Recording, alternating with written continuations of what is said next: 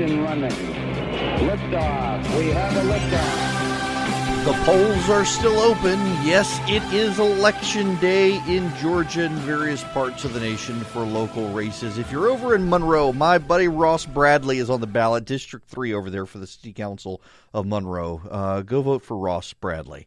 Other than my brother-in-law, perhaps the only decent person to ever come out of the University of Mississippi.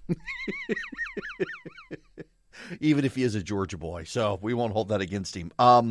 We got a lot of news today about the gunman coming out. Particularly, I'm watching CNN, and the headline is that he broke out of a mental hospital in 2012. This is Devin Kelly, the gunman of the church in Texas. He was convicted, and I need to explain now. I've talked to several friends of mine, including a couple JAG officers, and they have explained why he was a discharge for bad conduct as opposed to a dishonorable discharge. And the reason is this. To do a dishonorable discharge, there is a general court-martial, which is a bigger deal, and you can appeal it for a very long time.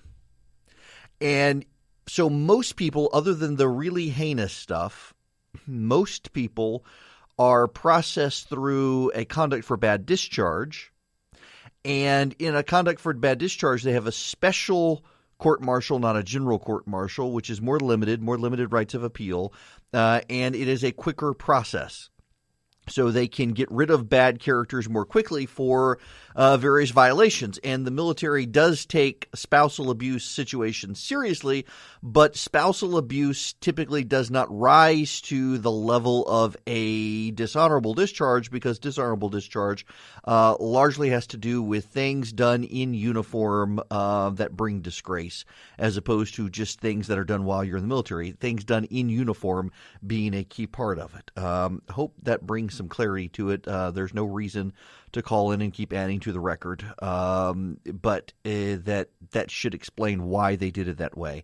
Why they only left him in jail for a year is another matter entirely, and what we're seeing here now are a bunch of politicians. There's Chris Murphy from Connecticut, an anti-gun zealot in Congress, and they keep throwing out ideas about gun control, but what we are seeing here now is that the system failed because he was prohibited by law from owning a gun. The Air Force has admitted, we talked about this yesterday, the Air Force admitted they failed to file documentation with the FBI that would go onto the database used for instant background checks. Likewise, because he escaped from a mental health facility in 2012 related to his domestic abuse situation, that also should have been placed in the file. There's now an investigation to determine why he did this. Now, one of President Trump's nominees is saying it's insane civilians can buy assault rifles, and I don't know which nominee that is.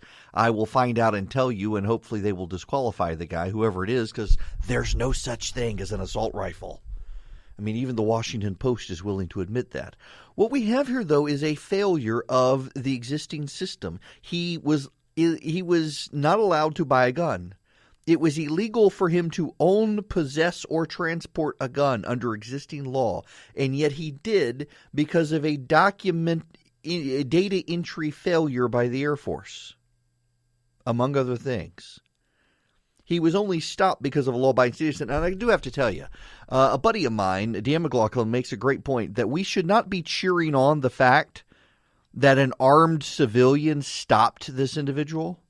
We should recognize the fact that that is a desperate gasp of the last of Western civilization, when armed citizens are having to gun down other citizens who come to kill members of a church. And I think he's probably right on that. So Jeff Flake, the outgoing senator from Arizona, he is working with Democrat Martin Heinrich. Who is Martin Heinrich? A senator that none of you have probably ever heard of. He's the senator from New Mexico. They intend to pass legislation to prohibit anyone convicted of spousal abuse from ever owning a gun. Now, if you're like me, you're probably thinking, why isn't it illegal? Why hasn't Congress ever done this before? You would think it would be a no-brainer that Congress would have already passed a law that would say if you're convicted of domestic spousal abuse, you can't own a gun. Guess what? They did. In 1996, it was called the Lautenberg Amendment. In 1996, Congress already passed the law that Jeff Flake says he's going to introduce. You know, I would be more willing to listen to the people who have serious concerns about gun control if I actually thought they knew what they were talking about. Democrats are rushing out now blasting the National Rifle Association as a terrorist organization when it was a member of that organization who stopped the gunman. And they're showing how much money the National Rifle Association has given to members of Congress. Do that for Planned Parenthood and the abortion lobby, please. Because the NRA doesn't have any terrorists in its membership, despite what the Democrats say. But Planned Parenthood actually manages the slaughterhouses of human beings and then defends the slaughter of those human beings with the rhetoric of slave owners. Yes, I mean, you guys do understand that the rhetoric in defense of abortion rights in this country is the exact same rhetoric used by slaveholders in the South before the Civil War. Instead of it's my property, it's my body. But it's my body, my property. You can't do that. You've got to walk in my shoes. You don't understand. We've got crops. Well, yeah, I've got libido to deal with. I mean, on and on and on. Every single argument raised by pro-abortion activists is identical to an argument raised by slave owners in the South before the Civil War. Just call it property or call it body. The same thing. And yet these people have the audacity to attack the National Rifle Association, who has a member who, because of his training, was able to stop a monster from killing other people on Sunday. It's really hypocritical, I think, for the people who participate in the wholesale murder and ripping apart of human beings to attack a member of the National Rifle Association who was able to prevent a monster from carrying out more killing. And that is a fact that an NRA member did this. The police are calling the man a hero. And you know, by the way, he pointed out he had to have an AR-15 to do it. Yeah, the good guy with the gun had an AR-15. And AR, by the way, doesn't stand for assault rifle. I realize many liberals think that. I honestly, folks, I'm willing to have a conversation about things we can do. But I think we first need to recognize that the current system we have has failed, and maybe we should make sure the current system works before we start adding on top of that. The National Rifle Association has come out today and said they had a meeting with Joe Biden when he was vice president, and they pointed out, for example, the number of people who try to get guns every year who fail the background check and they lie and they're never prosecuted. And he said, well, we can't expect the federal government to enforce all the existing gun laws. Well, if you can't expect the federal government to enforce the existing gun laws, how are you going to get more? Yes, Joe Biden said that. And yet all of these people, they want a political solution to a spiritual problem. We're not talking about mental health. We're not talking about how this guy got to the state. We never were allowed to have that conversation with the killer in Sandy Hook. It all had to be gun control, gun control, gun control. But all they want to do is take away your guns, and they can't because of the Second Amendment. Why won't they have the conversation about faith and spirituality and just why are so many young men in this country turning towards violence? What's going on in the culture? But they can't have that because it would be a recognition that the liberal social order of Hollywood that is so rampant among illiberalism today has failed us. It's 26 after the hour. Erick Erickson here, News 95.5, AM 750, WSB. Y'all, Doc Holliday has died in a plane crash in Florida. I I have a very dear friend who is a huge Philadelphia fan and is just devastated by this news. 40 years old. You know, I have reached the age now where all sorts of people in the news are younger than me, and it really makes me feel old. It really does. I mean, some of the people that I just have cheered on and liked and paid attention to realize they're actually younger than me. My goodness gracious. He was one of them.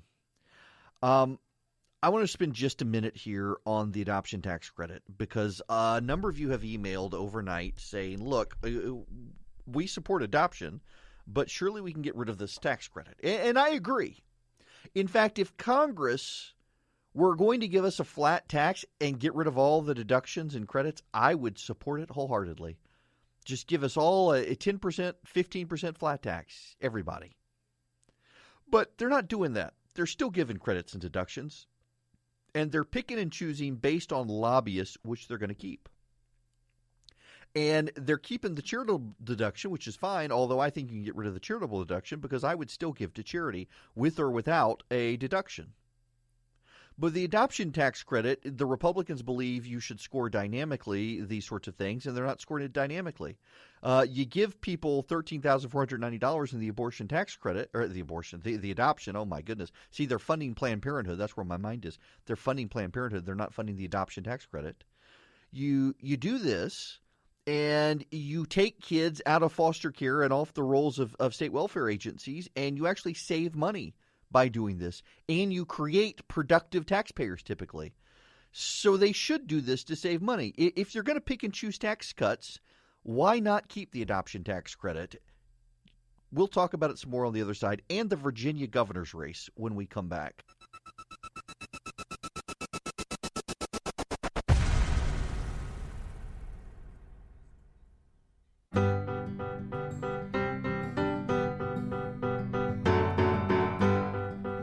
It's 39 after the hour. Erick Erickson here. The phone number 404-872-0750, 1-800-WSB-TALK. Them's the numbers. We'll get back to the adoption tax credit. If you want to keep it, text the word adopt to 52886. You could reach out to your members of Congress through the Action Center at the Resurgent to tell them to keep it. I want to talk about the Virginia governor's race, which is the big deal. Honestly, I got to tell you, I have not paid attention to the Atlanta mayoral race. I suspect we're going to see Mary Norwood and someone get into a runoff, and then Norwood loses to that person. That's just tends to be how it goes around here. I don't know, though. I really don't. And I don't care. We're not going to see a great mayor of Atlanta, I don't think. There are a potential for a good mayor of Atlanta, but I don't think we're going to get that person elected because it's Atlanta.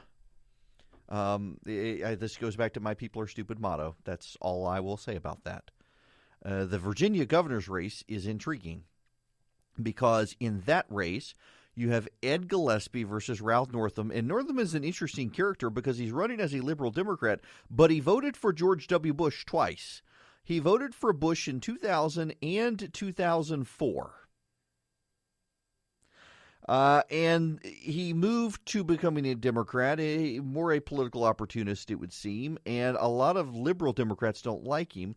There is a problem for him, though, and that is that a Latino group in Virginia ran an advertisement not against Ed Gillespie, but against Ed Gillespie's voters, who are also Trump voters. You've heard me talk about this ad. It was a Ford pickup truck, had a Don't Tread on Me license plate on the front, Ed Gillespie bumper sticker on the back with a Confederate flag flying, and the truck driver was trying to run over Muslim, Black, and Hispanic kids in Virginia. And they were running the ad as a Muslim man in New York City ran over a diverse group of people in New York. So the way that the Democrats see Trump voters is in reality what a Muslim person actually did to Americans and others. And that ad has incited people in Northern Virginia, Republicans who don't like Ed Gillespie and do not like Donald Trump and are suddenly turning out to vote for him. Now, the polling has consistently showed Ralph Northam ahead, and he's probably going to win.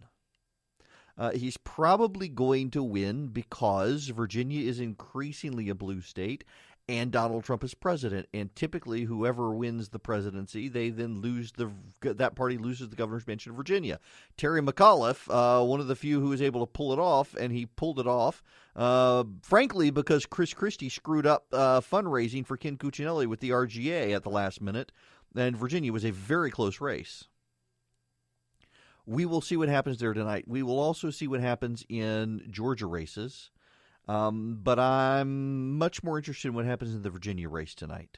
I want to play a clip from the president from earlier today in Korea. He was asked about extreme vetting for gun ownership. You've talked about wanting to put extreme vetting on people trying to come into the United States, but I wonder if you would consider extreme vetting for people trying to buy a gun. Trying to what? Buy a gun. Well, you're bringing up a situation that probably shouldn't be discussed too much right now. We could let a little time go by, but it's okay if you feel that that's an appropriate question, even though we're the heart of South Korea. I will certainly answer your question. If you did what you're suggesting, there would have been no difference 3 days ago, and you might not have had that very brave person who happened to have a gun or a rifle in his truck go out and shoot him and hit him and neutralize him. And I can only say this: if he didn't have a gun, instead of having 26 dead, he would have had hundreds more dead. So that's the way I feel about it. And are you not going to help? And are you considering any kind of gun control policy going forward? When you look at the city with the strongest gun laws in our nation is Chicago. Mm-hmm. And Chicago is a disaster. It's a total disaster. Just remember, if this man didn't have a gun or a rifle, you'd be talking about a much worse situation in the great state of Texas. Thank you. Amen. That was one of the best statements the president made. By the way, can I just say, so the president wants to go with extreme vetting for people who are not American citizens entitled to our constitutional rights, and some idiot reporter says, well, can we have extreme vetting for American citizens wanting their constitutional rights? That's not how she worded it, but that's the essence of the question. Extreme vetting. Hey, look, we had an instant background check and the guy should have failed it. But guess what? The government bureaucrats screwed up. And can I just ask a question? Really, I haven't seen anyone yet give us an answer to this that is in any way, shape, or form credible. You don't like the president of the United States. You think he is an authoritarian tyrant, and you want to surrender all of your guns to his government? Why?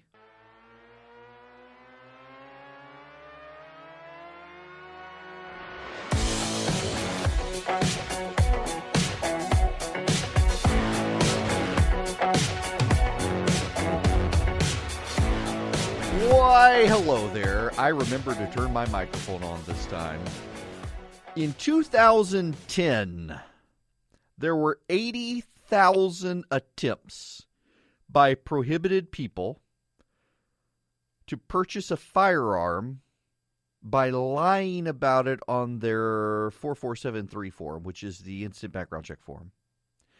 Let me tell you this number again. 80,000 people lied on their instant background check form in an attempt to purchase a firearm in 2010. 80,000 people.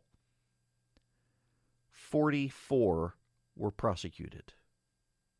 44.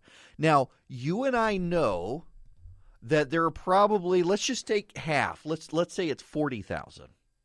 Let's say half of the people who are accused of lying, they didn't actually lie. They forgot. They didn't remember something. They just weren't paying attention. They checked the wrong box. It was an unintentional error on their part. That's still 40,000 people and only 44 prosecuted.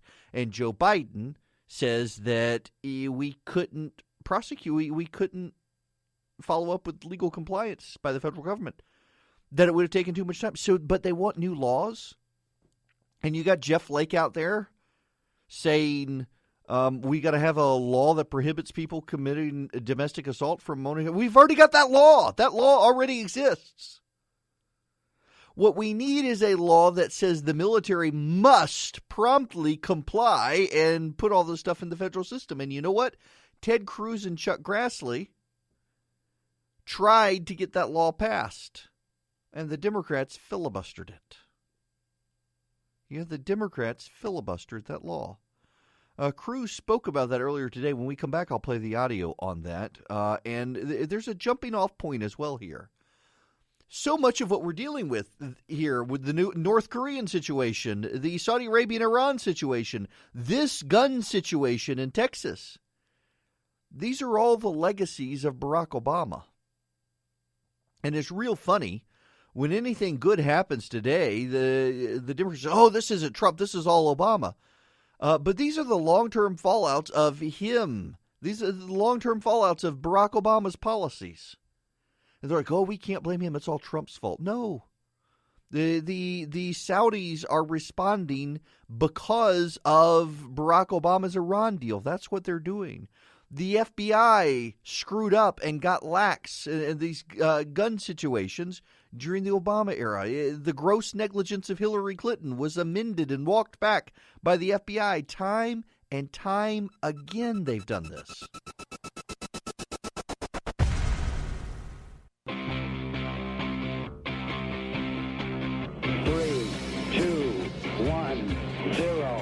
Engine running.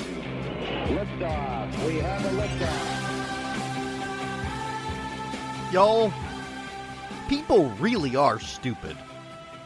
I mean, you should not put your faith in humanity because people are stupid. The jury in the Bob Menendez trial, that's the New Jersey senator on trial for bribery and all sorts of things, corruption.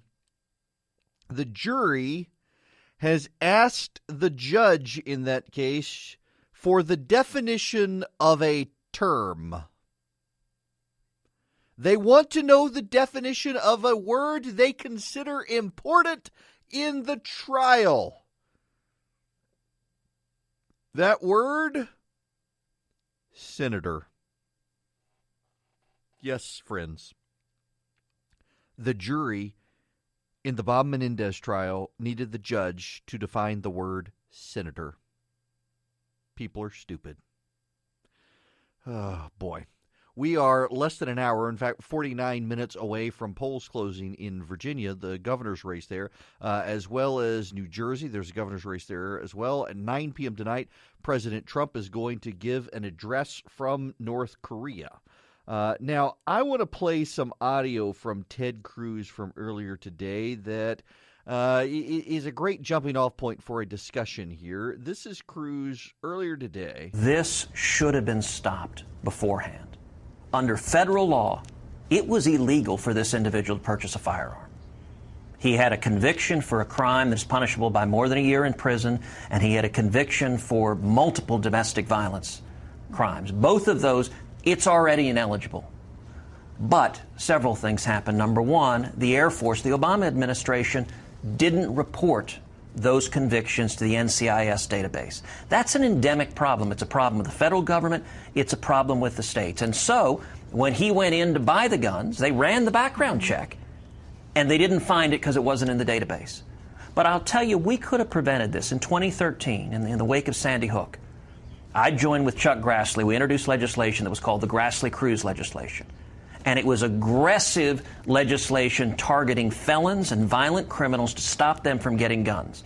There were a couple elements of that legislation that were critical. One, it mandated that federal agencies, including the Air Force, report to the NCIS because that was a problem back then. But two, and this is an even more critical piece, if it had been reported to the background database, when he went into Academy to buy these weapons, he lied on the forms. That is a felony to lie on those forms. The Obama administration didn't prosecute those cases. In 2010, 48,000 felons and fugitives lied and illegally tried to purchase guns. They prosecuted only 44 of them. You got those numbers? Y'all, we are dealing with the fallout from the Obama administration on so many fronts. And I know that liberals don't want to talk about it. They would rather blame Trump. But this was a failure of the Obama-era FBI and Air Force. This was a failure of the Obama-era Department of Justice. This was a huge screw-up, but it's not just that. There are other major screw-ups that could get a lot of us killed, frankly, and not by crazy people with guns, but by world war. Always makes me feel good when someone from another state sends me a note on Twitter and says, I listened to your show podcast. Thank you very much. You can get it by texting the word show to 444-999. We have a situation that is destabilizing in the Middle East. Saudi Arabia basically saying a state of war exists with Lebanon. We have the Iranian unofficial newspaper saying that Shiite rebels have launched missiles at Riyadh and are going to be launching missiles at Dubai, escalating a situation over there. That the Obama administration, not only did they fail to deal with it, but remember, they gave Iran back all of Iran's money. And in giving back all of Iran's money, Iran was able to funnel that money to Hezbollah, a terrorist organization. No, Mr. Erickson, say the liberals. They specifically said they would not do that. You know, this is like abortion funding with Planned Parenthood. If you give Planned Parenthood $1 million to fund whatever they fund other than killing kids, that frees up a lot of resources for them to then kill kids. You give Iran a bunch of money to buy food for their poor and starving, it frees up all the money they otherwise would have spent to buy food for their poor and starving and send it to Hezbollah. It really doesn't take a rocket scientist to understand that. Money is fungible. And that's what they've done. They're funding terrorists. And now they have more money to do it because of Barack Obama. And so Saudi Arabia is escalating the situation, forcing it to come to a head because they are afraid of Iran's creeping dominance, funding Hezbollah with a fresh cash from the United States. We've got the North Korean situation. The president tonight at 9 p.m. Eastern from South Korea is going to address North Korea. This situation is destabilized because George Bush, Bill Clinton, and especially Barack Obama, every time North Korea would saber rattle, they'd send them money. And it's all but clear now that this has been an orchestrated shakedown by North Korea, which is saying that they really hope the president will think carefully about his rhetoric and consider the starving people of North Korea. So they're admitting, now of course no one in North Korea will ever know they released that statement, but they're admitting the people in North Korea are starving. Why would they be starving in the communist utopia that Dennis Rodman says is awesome? Then, of course, there are our diplomats in Cuba who have been harassed and targeted, sonic weapons used on them. There is the situation in Venezuela. All of these things are because of Barack Obama's abdicated American leadership, a failure to lead or a willingness to lead us in the wrong direction. But it starts domestically. Bo Bergdahl, who deserted the army and ran off to the Taliban, where multiple soldiers were killed trying to rescue him, gets no jail time. Devin Kelly, the monster who shot up the church in Texas, only got a year for cracking his child's skull and beating up his wife. But dude on the submarine who took a selfie, he got a year in Barack Obama's military. It seems like justice is upside down. Right is wrong and wrong is right. The world is on fire, and so much of it is because of the failures of Barack Obama's foreign policy. And you know what's so galling about it is the left media is way more interested in propping up Barack Obama's legacy, defending his legacy, ensuring the pristine nature of his legacy than they are dealing with the truth. Because what is truth? We got a bunch of Pontius Pilates washing their hands of it because they're only interested in Obama's legacy. How many people are still to be killed on this planet because of Barack Obama's failures as president? It is arguable that because of the failures of his Justice Department, FBI, and military, 26 people are dead in Texas. By the way, do you know who one of those 26 people is in Texas who's dead? A child still in utero. A child in the womb is one of the 26 dead. So if we're talking about abortion, the left wants us to say that it isn't a human being.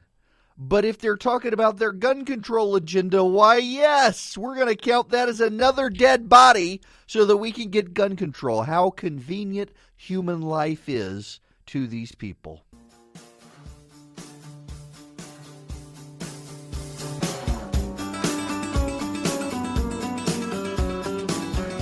26 after the hour. The phone number 404-872-0750, 1-800-WSB-TALK. I got to give a shout out to our friends at the Weather Channel. Yes, my friends, the Weather Channel. They deserve, I mean, they have taken partisan hackery to a new level, a level that I didn't know was possible.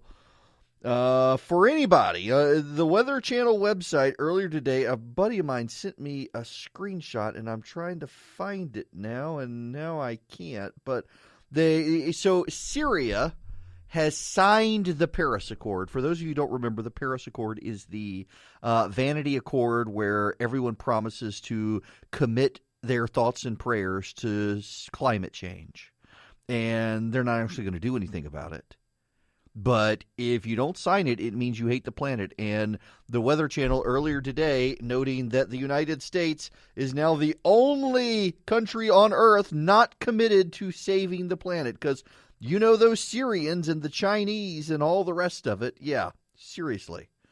It just is just a bunch of hackery to say that the United States, because we are not on a meaningless document, that somehow our lack of signature on a meaningless document means we don't want to be good stewards of the planet. We have a disagreement.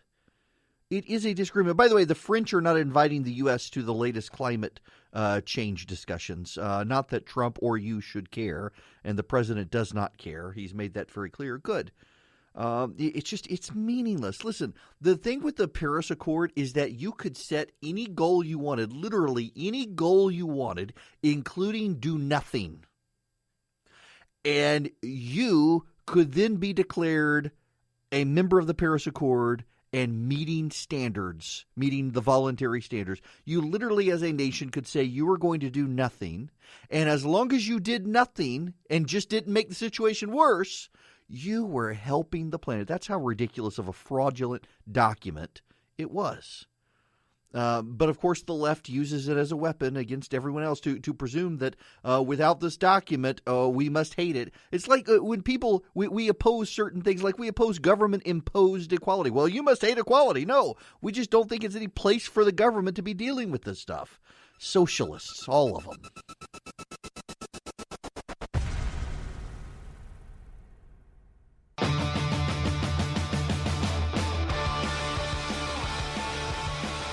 It's 39 after the hour. Erick Erickson here. The phone number 404-872-0750, 1-800-WSB-TALK. We're about 20 minutes away or so from polls closing in Virginia, New Jersey, here in Georgia. We got city council race, the mayor's race in Atlanta, Roswell, elsewhere.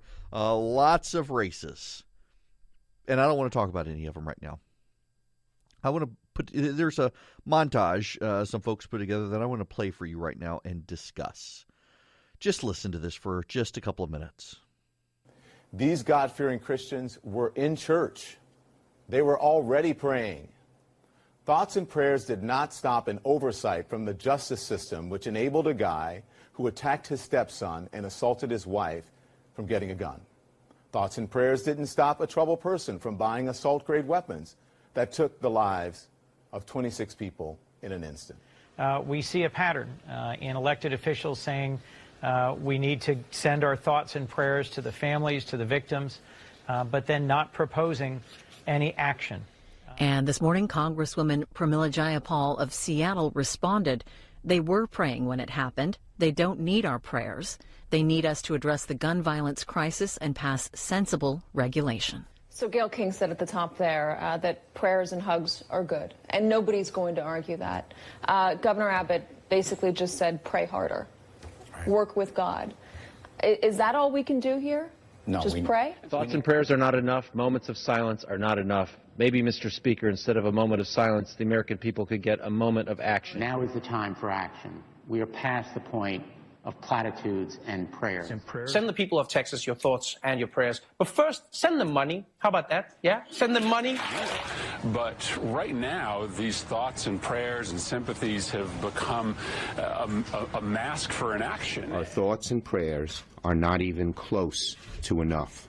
I honestly do wonder, though, as a lawmaker, why does it feel that nothing gets done? There are thoughts and prayers, and yet no laws get passed. Just this year alone, there have been 307 mass shootings in this country. Every time, lawmakers have sent their thoughts, they've sent their prayers, they've sent their condolences. So what's been done? Not a lot. You hear the typical canned response from the gun lobby politicians, the typical thoughts and prayers. Our traitor-in-chief today said this is a mental health issue, not a gun issue. What Congress does not have is the political will to act. My friends, this must change. Thoughts and prayers are not going to stop the next mass shooting. You know, we live in an age where people on the left are perfectly comfortable ridiculing those who pray and those who offer thoughts and prayers. Now, I do have a question. How many of those offering thoughts and prayers are really offering prayers? How many of them actually pray? I try to make it a personal policy when I tell someone I'm praying for them that I do. It is a Southern colloquialism, though, to just say praying for you without actually doing so. And I think you're under an obligation to do so. But I don't think you can underestimate the power of prayer. And I think a lot of the people in these clips, from Don Lemon at the beginning to the rest of them, are essentially trying to ridicule people who are offering prayers to an almighty. Many of the people, I'm sure, who were in those clips don't even believe there is an almighty, even though there is. And I think, just like I have said of some people who support the president on the right, that these people on the left continue to try to find political solutions to spiritual problems because it's what they're comfortable with. When government becomes your God, that's who you run to. A Christian who believes in the Creator runs with thoughts and prayers to their Creator to help them. Someone who doesn't but believes in government runs to government. And their thoughts and prayers are their calls to action. It is an equivalent for a secular atheist. The equivalent, screaming on social media, just do something, is the equivalent of a Christian praying, except, well, prayers work and screaming just do something on Twitter rarely does. I put up a video on YouTube. I'll get it at theresurgent.com later. Just basically kind of a review of what I said yesterday. For all these people who are saying, where is your God? How can he must not be real to let something like this happen? That's what people have said throughout history. When the Romans were nailing Christians to crosses and setting them alight to be street lamps for Rome, they were mocking them, saying, "Where is your God?" When the Israelites were in captivity in Egypt, the Egyptians would mock them, saying, "Where is your God?"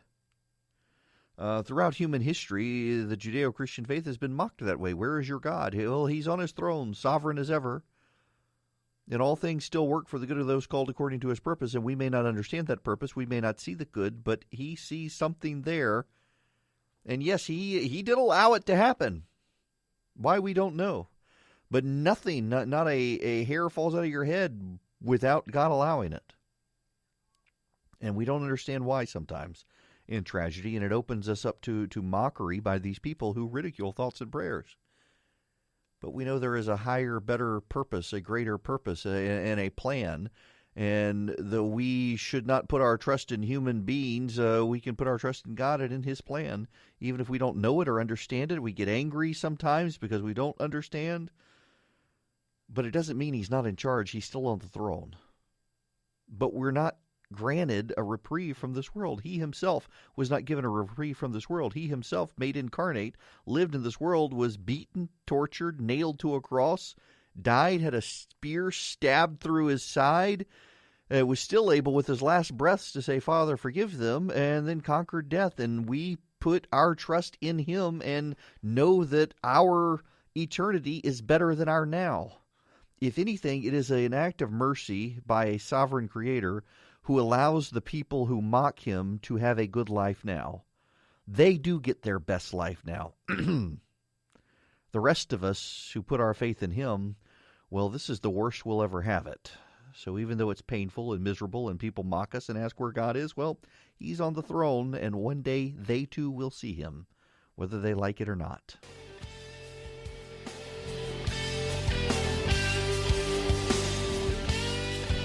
Y'all, I just, every night now, maybe we need to do a segment called People Are Stupid, but that would be the whole show. A French atheist woman, she wants to be an American citizen. Well, she's suing the American, before even becoming a citizen, she's suing the United States of America. Why? Because of the citizenship oath. She doesn't want to say, she didn't want to mention God. She doesn't want to say, so help me God. Now, never mind that the oath, clearly she's failed the exam because she's allowed to either swear or affirm, and she doesn't have to say, so help me God. She doesn't have to. There's actually, yes, that's the oath, but they don't actually enforce it. But yet she's going to sue to get it stripped out. You know why it's there? Because it wasn't in the presidential oath, and George Washington said it anyway. So help me God. It is an American tradition, which I'm sure she's clueless about. So we're going to allow a French atheist, and I'm sure that she will win because some left-wing hack that Obama appointed to the federal judiciary will look at it as a rebuke of Donald Trump. Now, we got 3 minutes till the polls close in Virginia, and things actually aren't looking good in the exits for Ed Gillespie. We'll see if he pulls these around. I mean, he's never been ahead of the polls, so nobody should be surprised by it, but we'll see what happens. They'll herald it as a rejection of Trump, though, I'm sure, in a state that already voted against him for president.